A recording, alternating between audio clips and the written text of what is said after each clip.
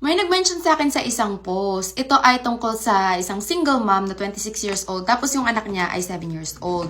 Siya ang breadwinner ng family nila. So kasama niya sa bahay yung mama niya, yung lola niya, at yung kapatid niyang 24 years old na hindi pa nag-work kasi nga nag-aaral ng college. Dahil nga kasama niya sa bahay yung mama niya at saka lola niya, parang hindi na niya iisipin kung sino mag-aalaga ng bata kapag nag-work siya. Nagka-problema lang siya kasi yung kapatid niyang 24 years old na walang work kasi nag-aaral, nakabuntis ng hindi niya girlfriend. And of course, kapag ikaw ang bumubuhay sa pamilya mo, I think it's normal naman na parang makapagsalita ka and makapag-comment ka ng something out of anger kasi nga, ikaw ang bumubuhay sa kanila. Tapos biglang magkakaroon pa siya ng anak sa hindi niya girlfriend. Eh wala nga siyang work. Kumbaga nakasandal siya sa'yo. So ano nang mangyayari ngayon? Unless maghanap ng trabaho yung kapatid niya. So eto na nga, di nasabi niya dun sa kapatid niya na parang nag-usap sila ganyan. Ang sagot naman ng kapatid niyang 24 years old na walang work, eh, ikaw nga nabuntis ka ng 18 years old, tapos pagsasabihan mo ako, 24 na ako. I forgot to mention na 16 years old pa lang pala si girl, nag-work na siya. So, by 18, nung nabuntis siya ng maaga, which is, wag nyo kaming gagayahin, may kinikita na siya nun. So, kaya na mag-provide para sa anak niya. Not saying nagagayahin niyo yung nangyari sa amin. Tapos, akala niya kakampihan daw siya ng lola niya and yung mama niya, pero parang siya pa yung napasama, na nag-comment siya, na nagsalita siya. Tapos, sabi daw, andyan na nga ano pang magagawa. So, di ayun na nga. And then, habang buntis pa yung girl, napag-usapan daw nila na sa public siya manganganak. Kasi syempre, di ba nga, walang work yung kapatid niya.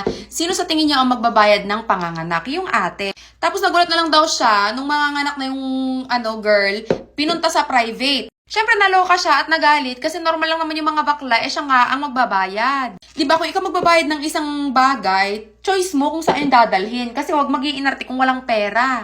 Ang iniisip ko mga bakla, kung gusto nilang private, di dapat nag-ipon sila, di dapat nag-prepare sila ng pera kasi siya ang may karapatan na pumili kung saan manganganak dahil siya nga ang magbabayad. Tapos edi yun, sinabi niya sa group chat nila, tapos sinabi niya na hindi niyo ba naisip na baka mabigatan ako. Tapos sinin lang siya, hindi siya pinapansin, hindi siya nireplyan. Ang ginawa niya, naghanap siya ng apartment, tapos lumipat na siya doon. And then, tinurn off niya yung messenger niya. Hindi siya naging active sa social media for a week. Tapos, nafe-feel bad siya kasi daw feeling niya masama siya. Hindi ka masama. I'll do the same thing kung sa akin nangyari yan. Minsan kasi malakas ang loob ng ibang tao dahil alam nilang nandyan ka. Alam nilang magigilty ka. Alam nilang hindi mo sila pababayaan. Pero minsan kailangan din nilang matuto. Kasi kung napag-usapan niyo na pala na public, kasi ikaw naman magbabayad, bakit dinala pa sa private? Kung gusto pala nilang private, dapat sila magbayad, di ba? Eh, ang nakakaloka nga, sinendan daw siya ng resibo ng nanay niya ng 185,000. Isipin mo bakla yung 185,000, magagamit na niya yun na pang tuition or gamit ng anak niyang 7-year-old kasi nga single mom siya. Di ba nakakaloka mga bakla? Pero anyway, ako, for me, personally, tama yung ginawa niya. Minsan talaga may mga bagay na kailangan mong gawin para sa ikakatahimik ng utak mo. Sa una, hindi siya madaling gawin, nakaka-guilty, feeling mo ang sama-sama mo. Pero kung iisipin mo, sometimes may mga bagay na kailangan talagang mangyari, kailangan masabi. Kasi kapag yes ka lang ng yes, pinapabayaan mo lang yung mga pangyayari, wala.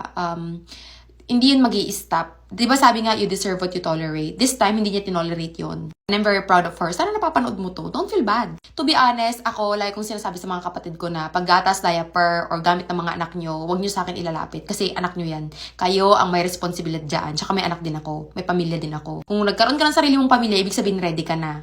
Tsaka malaki na yung kapatid niya, 24, kaya na yung mag-work. Ngayon, kung di siya nakatapos ng college, yun ay dahil sa mga choices niya sa buhay. You did your part, sinikap mo na pag-aralan yung kapatid mo. So this time, focus on yourself and your child. Kung talagang kadugo ang turing sa'yo ng mga tao na kasama mo sa bahay, magbigay ka man o wala, mahal ka.